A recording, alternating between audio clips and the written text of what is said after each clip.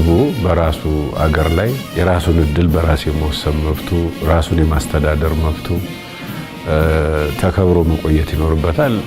ከዚህ አንፃር ሰራዊት ሲደራጅ አንዱ ዓላማው የህዝብን ሉዓላዊነት የማስከበር ጉዳይ ነው።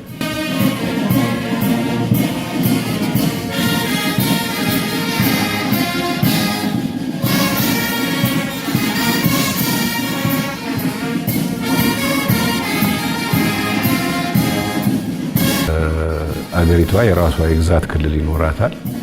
በዛ የግዛት ክልል ደረጃ ዳር ድንበሯ ተከብሮ መቆየት ይኖርበታል። ይህን ዓላማ ለማሳካት ነው የሚደራጀው።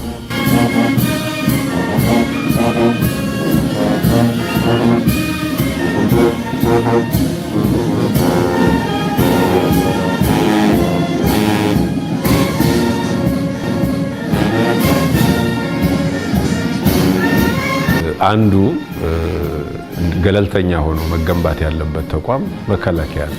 ይሄ ገለልተኛ ማለት ግን ምን ማለት ነው? ልሂቃኑ ሲያነሱት ከምን አንጻር ነው የሚያነሱት?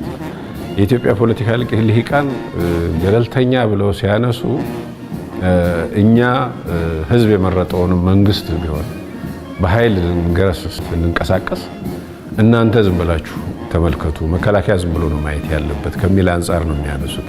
ይሄ በመሰረቱ እነዚህ ዳበረ ዲሞክራሲ ገነባን የሚባሉ ሀገሮች ሳይቀሩ ሰራዊቱ ህዝቡ ውስጣዊ ችግር ውስጥ ገብቶ አገሪቷ በምትናጥበት ጊዜ ዝም ብለው አይ ገለልተኛ ነህና ተቀመጥ የሚሉበት ሁኔታ አይታይም። በየትም ሀገር ይሄ ተደርጎም አያውቅም።